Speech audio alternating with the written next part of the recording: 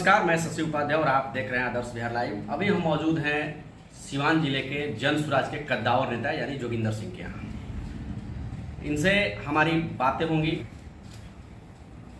30 साल तक आपने बीजेपी की सेवा की, उसके बाद आपने बीजेपी को छोड़कर जन स्वराज को ज्वाइन किया। आखिर क्या वो वजह रही कि आप बीजेपी छोड़कर जन स्वराज को ज्वाइन किया? देखिए, मैं तो पहले आपके चैनल को मैं नमस्कार करता हूँ, प्रणाम करता हूँ और पूरे सिवान जिला के जनता जनार्दन को मैं नमस्कार करता हूँ।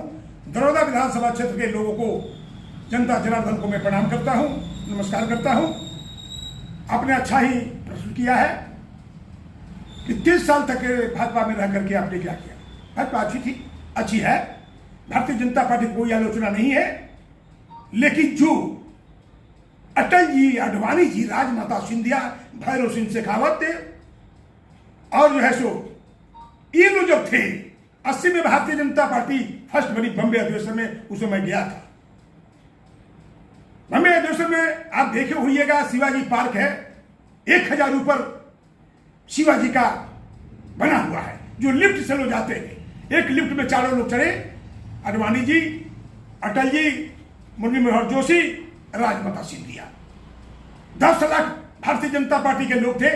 लोग कहा कि भाई देश का प्रधानमंत्री कौन बनेगा, तो आडवाणी जी, राजमाता सिंधिया, भैरव सिंह शेखावत कहते हैं अटल बिहारी वाजपेयी बनेंगे। और अटल बिहारी वाजपेयी कहते नहीं नहीं, देश के प्रधानमंत्री मुरली मनोहर जोशी, राजमाता सिंधिया, लाल कृष्ण आडवाणी होंगे। फिर लोगों ने कहा नहीं नहीं नहीं, देश के प्रधानमंत्री अटल जी बनेंगे।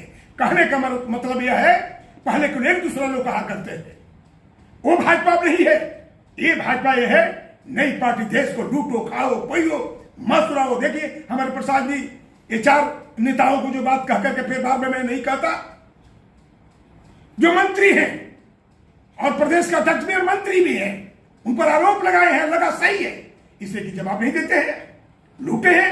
अरे यार क्या करते, भारतीय जनता पार्टी बड़े ही भाग से यहाँ के हिंदुस्तान के लोगों ने और बिहार के लोगों ने आपको जिताया है, अब वही अच्छे काम करेंगे। हिंदू मुस्लिम भी करके आपने काम किया, ठीक है, मुस्लिम हिंदू यदि किए तो राम जन्मभूमि बना, ये अच्छा काम हुआ। ये जो है 5 किलो अनाज गरीबों को नरेंद्र मोदी जी तरह, ये भी अच्छा हुआ। 4 केजी मिलता है, अच्छा हुआ। सब कुछ करने के बाद सब ठीक हुआ, लेकिन इस नौजवानों को अभी बेकारी यहां से नहीं गई, गरीबी नहीं गई।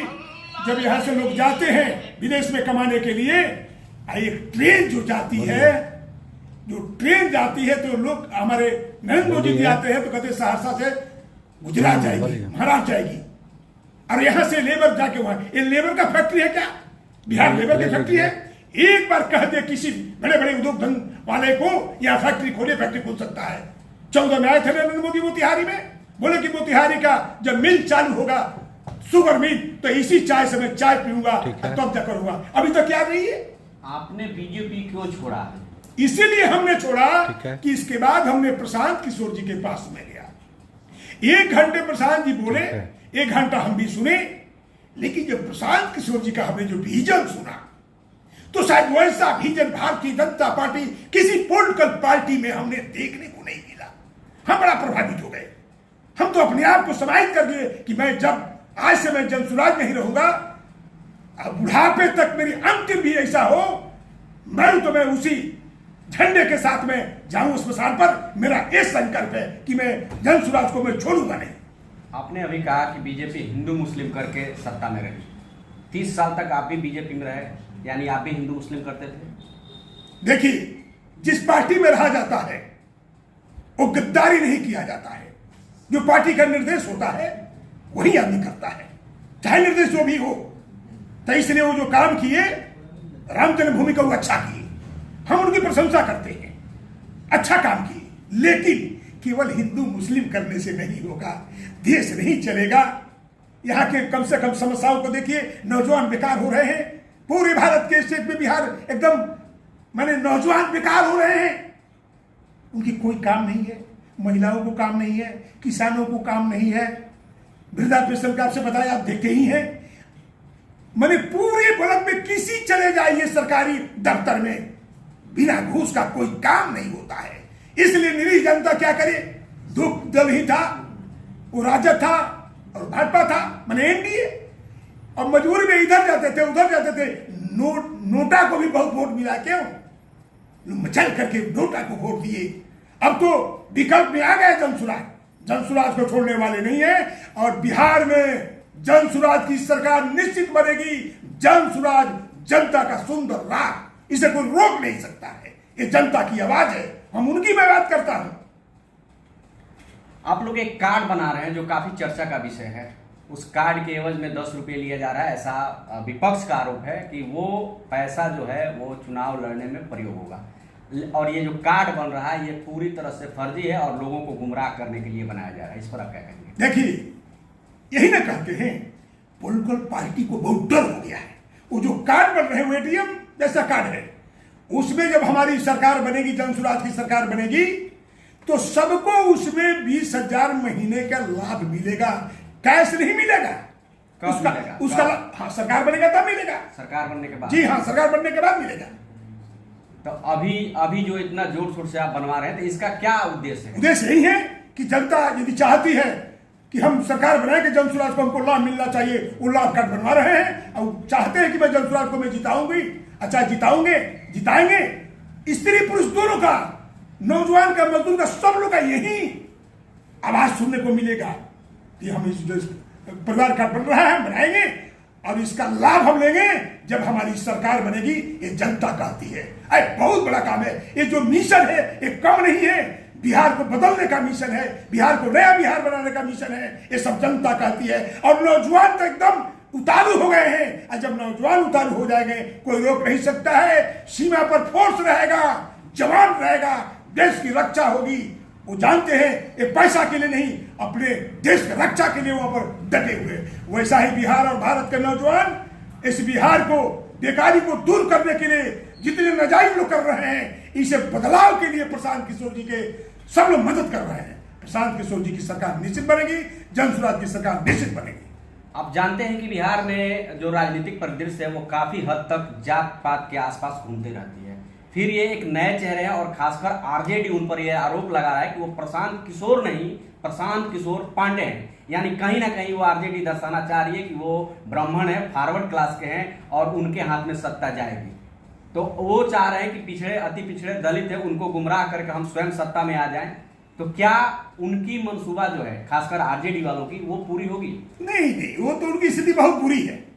समझिए कि बहुत सिमट आएंगे, 10 के करीब में उनको हो सकता है किया जाए, कारण कि डर हो गया है। इस बात को दर्शाता है प्रशांत है ठीक ब्राह्मण, लेकिन वो लेकर के जात पात पर नहीं चलते हैं। सारे गरीब मजदूर को, पिछड़ा, अति पिछड़ा दलित को लेकर के चलते हैं। जो गरीब है उनका दर्द वो समझते हैं कि कैसे मैं निवारण करूं, कैसे इसको बिहार को बदलूं। तो बिहार तभी बदलेगा जब गरीब आगे बढ़ेंगे। और गरीब तभी बढ़ेगा जब गरीब के नौजवान को शिक्षा दी जाएगी, नौकरी दी जाएगी, व्यवस्था की जाएगी। विश्व स्तरीय शिक्षा की व्यवस्था हर ब्लॉक में होंगे। तो इतना जल्दी तो होगा नहीं कि जल्दी हम बना देंगे, 10 साल लग जाएंगे। तब तक कि जो बड़े लोगों को पैसा दे करके प्राइवेट इंग्लिश स्कूल में पढ़ाते हैं, उसी विद्यालय में 15 साल के कम के बच्चे को उसी विद्यालय में पढ़ाया जाएगा और उसका पैसा सरकार देगी। जनसुराज की सरकार बनेगी, ये सबका पैसा वो देंगे और उसी विद्यालय में पढ़ाएंगे। 15 साल लालू जी सत्ता में रहे, यानी आरजेडी के लोग सत्ता में रहे, साथ में कांग्रेस भी रही, वामपंथी दल भी उनके साथ सत्ता में रहे। उसके बाद नीतीश कुमार जी आए, 30 साल इन्होंने सत्ताराज किया है। दोनों के शासन में आपको सबसे अच्छा शासन किसका लगता है? देखिए, शासन तो लालू जी तो उनका तो कोई स्थान ही नहीं। बिहार को तो बर्बाद कर दिए थे। न कोई रोड था, न बिजली था, न कुछ नहीं था। लेकिन एक काम जरूर किए हैं नीतीश जी, भारतीय जनता पार्टी जरूर किया है। लेकिन ये करके ऐसा काम छोड़ दिए हैं जो वाकई में जो नौजवान है, कि बेकार लोग हैं, गरीब मुद्दा है, जो पेंशन है। कोई राज्य में अभी तक इतना कम 400 रुपया मिलता था, कभी वो दुख है महाराज, कोई 2000 से कम नहीं देता था। कहीं नौकरी नहीं, सर्विस नहीं, फैक्ट्री यहां पर बार बार मैं कहता हूं आपसे, फैक्ट्री लगती तो बड़े काम हो जाते। और एक काम कुछ होता नहीं, कोई भाषण देते हैं और कहते हैं कि जब हम जाएंगे बिहार में तो ऐसे ट्रेन खोलेंगे बार बार। ये ट्रेन खोलने से होगा? अरे अब फैक्ट्री लगाइए। आप तो कहते हैं कि यहां से नौजवान जाएंगे और वहां पर नौकरी करेंगे, महाराष्ट्र में, दिल्ली में, गुजरात में। बिहार लेबर की फैक्ट्री नहीं है। मैं निवेदन करता हूं मैं प्रधानमंत्री जी से, सबके अभी प्रधानमंत्री जी हैं, आप बड़े अच्छे आदमी, बड़े आपकी प्रशंसा होती है, आपसे मेरा निवेदन होगा, आग्रह होगा कि बिहार को बनाइए, ये जलते से बचाइए और नौजवानों को नौकरी दीजिए, शिक्षा दीजिए, बेरोजगारी से बचाइए, अब वृद्धा पेंशन 2000 कीजिए। लेकिन आप जानते हैं कि नहीं करेंगे। प्रशांत जी संकल्प ले चुके हैं कि मैं कराऊंगा। ये सब लोग जो सो फैसला देने के लिए तैयार कि मैं ये करता हूं, मैं वो करता हूं। पहले आप कहां थे? सरकार आपकी है, बिहार और स्टेट भारत केंद्र में आपकी सरकार है, आपको करना चाहिए, लेकिन आप नहीं करते हैं, सौतेलेपन का व्यवहार करते हैं। ऐसा नहीं करें, मैं निवेदन आग्रह करता हूं अपने प्रधानमंत्री से और नीतीश जी से।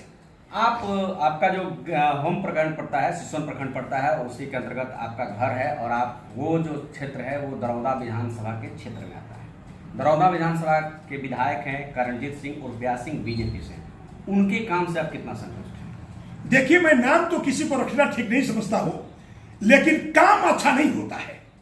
जनता जाइए पूछिए दरौदा विधानसभा क्षेत्र में, वही काम होता है जो उनके बड़े बड़े लोग रहेंगे, पैसा कमाएंगे, उनकी पॉकेट में जाता है। अभी जाइए, मैं भ्रमण से आ रहा था, भगौरा से लेकर के जो नया रोड बना है, अभी 1 महीना भी नहीं हुआ, जो 3 पुलिया नया बना है, लास्ट पुलिया के पीछे पूरा धंस गया है। मैं कहता हूं जिला प्रशासन जी से, मैं निवेदन आपसे करता हूं, जिला प्रशासन जी आप जा करके देखिए, पूरा लूट चल रहा है, अपने लोगों को दे करके पैसा लूटा जा रहा है, इस बिहार को लूटा जा रहा है, इस समाज को लूटा जा रहा है, दरौदा विधानसभा क्षेत्र को लूटा जा रहा है। ऐसा नहीं होना चाहिए। जनता इसको बुरी निगाह से देखती है। आप जितना कर लीजिए, जनता रो रो करके ये मचलती है, ये क्या हो रहा है। जन स्वराज से अगर आपको दरौदा विधानसभा से टिकट मिलता है तो आप सबसे पहला काम क्या करेंगे और आपका विजन क्या है? मेरा विजन की पहला मैं मेहराननाथ बाबा के स्थली को मैं दुरुस्त करूंगा, पहला मेरा संकल्प है। मेहरार से लेकर के चांदपुर तक जो उत्तर प्रदेश से लोग आते हैं उसकी स्थिति बहुत दयनीय है। अब बराबर दयनीय रहता है, लोग कहते हैं। हमने जब बोला तो सब लोग उद्घाटन करके शिलान्यास करते हैं, लेकिन जितने शिलान्यास हुए हैं वो कभी उसका उद्घाटन चुनाव के पहले नहीं होना है। वो तो जानते हैं कि मेरी हार निश्चित होने वाली है। जन स्वराज आएगा, सब सुंदर राज बनेगा और सारे काम विधिवत हो जाएंगे।